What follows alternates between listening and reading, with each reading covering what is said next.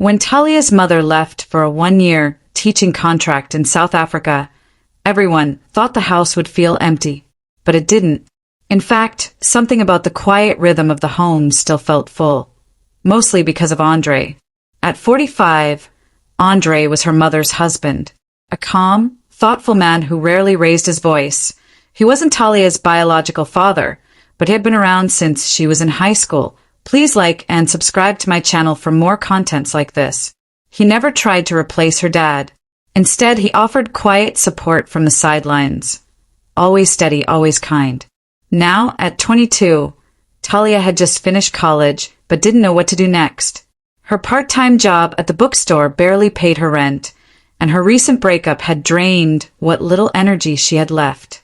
One evening, Talia sat on the living room couch, her hands covering her face. Her eyes were sore from crying, but the tears wouldn't stop. "You okay?" Andre's voice came softly from the doorway. He held 2 mugs of tea. Talia tried to smile. "I'm fine, just tired." Andre sat beside her and handed her one of the mugs. "You've seemed off lately." "I guess. I just feel lost," she said quietly. "Like I'm stuck and can't move forward." Andre nodded slowly. "I've been there. When I was your age, I quit a good job because I thought I needed change. Turns out, I was just afraid I'd fail." Talia turned to him. "Really? You always seem like you've had it all together." He smiled faintly. "Your mom's the talker. I'm the quiet mess." Talia laughed for the first time in days, and in that moment, something softened. From then on, Andre's quiet presence became something Talia leaned into more. It wasn't that she needed saving. She just needed someone who didn't judge her, someone who listened. Andre had a way of understanding her without pushing her too hard. He didn't try to fix her problems. He just made space for them. They began spending more time together, often unintentionally. Late dinners when her shift ran late, shared movie nights, or long conversations about the books on her shelf. One chilly evening, Talia stood staring into the near-empty fridge. Andre appeared behind her. "Pizza!" She smiled, pulling her sweater tighter. "Perfect." As they waited for the food, Andre flipped to a classic movie channel. A storm was rumbling outside and the lights flickered. Talia let out a nervous laugh. "Close one." "Better light a candle," Andre said. "You're always prepared," she teased. He glanced at her with a smile. "That's one of the things I admire about you." Talia blinked. The way he said it, calm, simple, made her heart skip. Later, lying in bed, she replayed that moment again and again. It wasn't what he said exactly. It was how seen she felt. Over the next few weeks, Talia started noticing little things.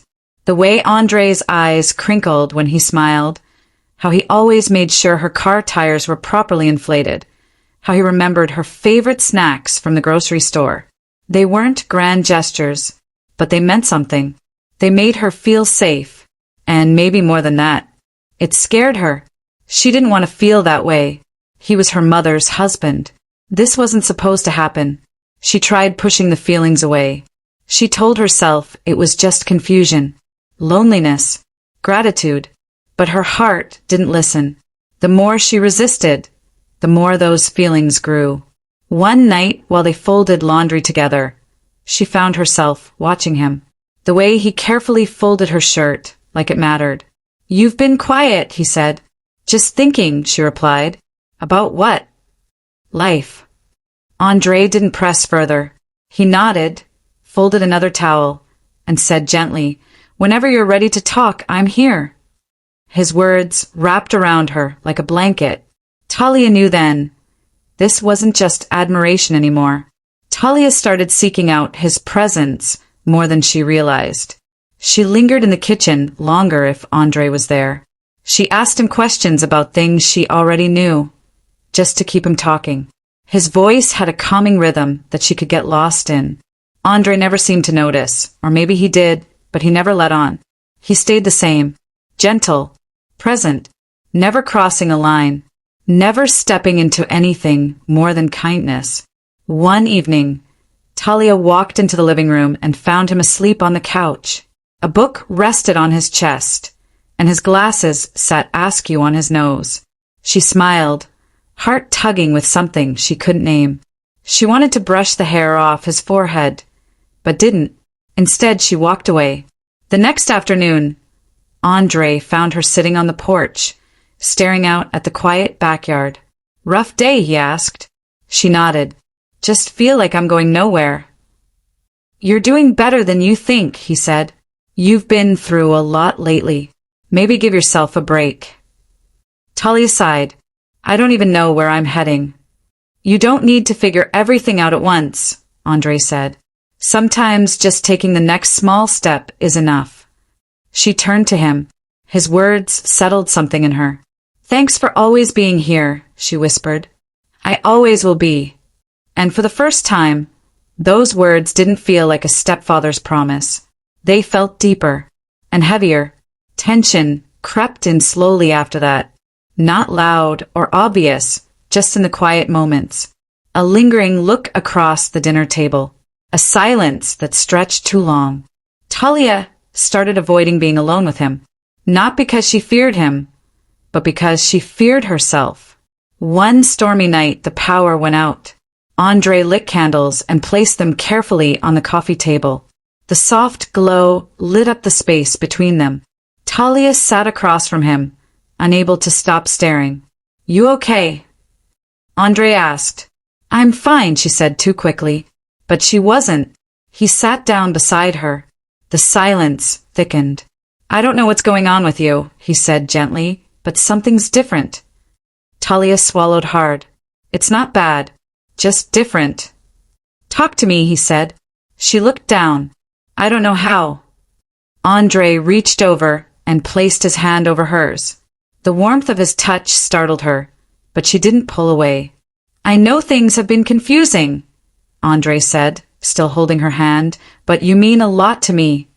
Talia's breath hitched. "You mean a lot to me too," she whispered. They sat like that, neither speaking, the storm a distant hum outside the windows. Something unspoken passed between them, something real. That night, Talia couldn't sleep. Her mind spun with thoughts she couldn't name. She knew this wasn't how things were supposed to be, and yet, she didn't want to run. Talia began withdrawing in the days that followed. She stayed out longer, avoided shared spaces, buried herself in work. Conversations that once came easily now felt forced. When Andre invited her to dinner, she smiled and said she had plans. She didn't. Andre noticed but didn't push. He gave her space, and somehow that made it worse. One night, she overheard him on the phone. "I think I should find somewhere else to stay for a while. Maybe it's best for both of us." Her stomach dropped. The next morning, she found him in the hallway, bag in hand. "You're leaving?" she asked, her voice shaky. Andre sighed. "I think it's time I gave you some space." "You don't have to." "I think I do." Talia stepped closer. "I've been confused," she admitted. "I didn't know how to handle everything." Andre put the bag down. "We can talk."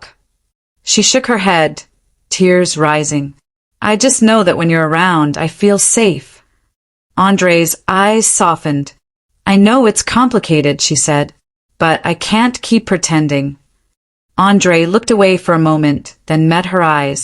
"I care about you more than you probably realize," he said. "But this isn't something we can rush." "I'm not asking for anything right now," she said quickly. "I just needed to be honest." Andre picked up the bag again. "I think space is still the right call." Her heart sank. "Will you come back?" "I will," he said quietly. I just need time to think." The door closed behind him. The house felt empty without Andre. Talia tried to keep busy. Work, cleaning, endless lists, but her mind kept drifting. She hated how she'd pulled away without explaining her feelings. And now, with him gone, the silence felt heavier than ever. She kept replaying his voice, the way he said he'd come back, but her heart still ached with doubt. Days passed, then a week. Nothing. One evening, while unpacking a box of old books from college, she found one of Andre's bookmarks tucked between the pages. It was his, a strip of worn leather with his initials pressed into the corner. She held it gently, tears welling up. Without overthinking it, she reached for her phone. Her fingers trembled as she typed, "I miss you. Please come home." She stared at the message, then hit send. No reply came. Not that night. Not the next morning. By afternoon, she had almost convinced herself he was never coming back. But just before sunset, there was a knock at the door. Talia froze. She opened it slowly. Andre stood there, tired eyes, travel bag in hand. "I wasn't sure if I should come back," he said. "I'm glad you did," she whispered. He stepped inside quietly. They stood in the hallway, unsure of what to say. "I needed time to think," Andre said, breaking the silence. "To be sure I wasn't confusing comfort with something else." Talia's voice wavered. "And now?" Andre met her gaze. "Now I know it wasn't just comfort." Talia's heart pounded. "So, what does that mean?" "It means I care about you," Andre said gently. "More than I expected. But this is complicated. We have to be careful." She nodded slowly. "I'm not asking for everything right away. I just didn't want to keep lying to myself." "I know," he said. "And I'm not running away."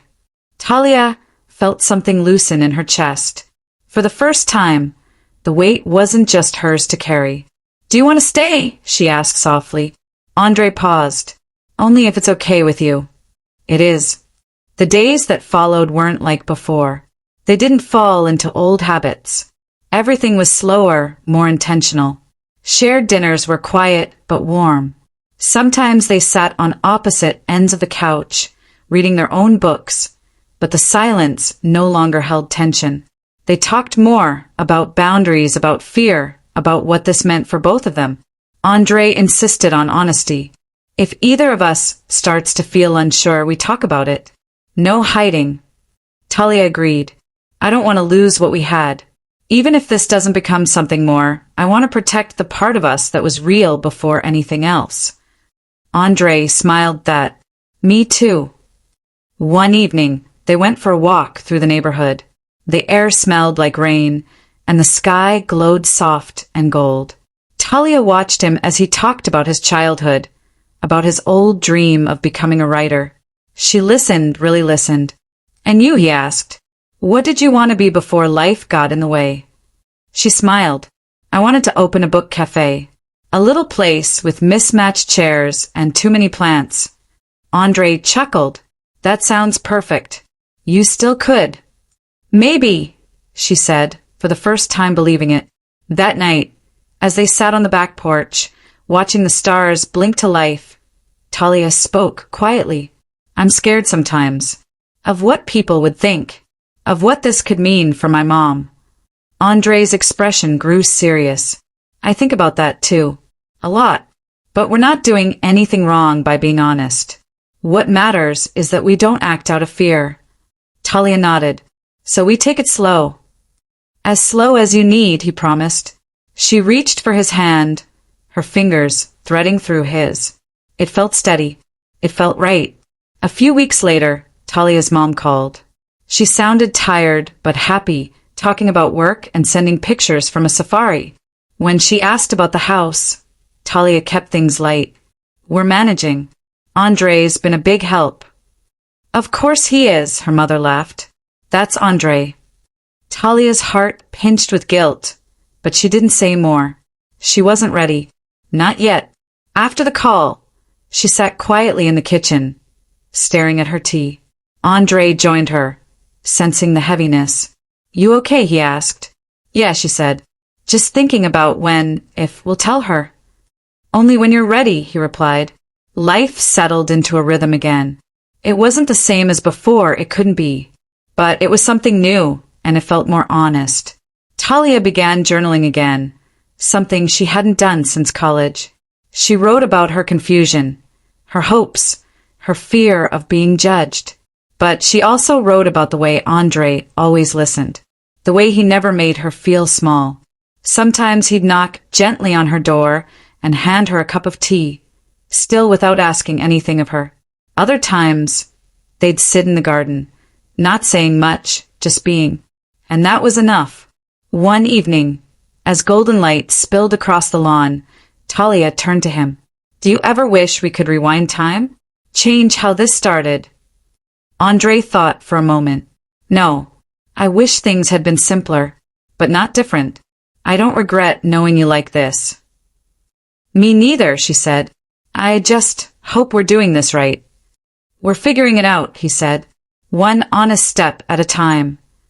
And that's what it became, an honest, cautious journey, where neither of them pretended to have the answers, but they were walking it together.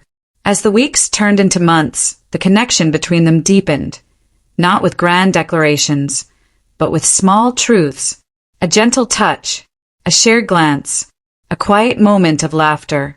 One evening, as they watched the sunset paint the sky in warm hues, Andre reached for her hand again. I don't know where this will lead, he said softly, but I'm willing to find out.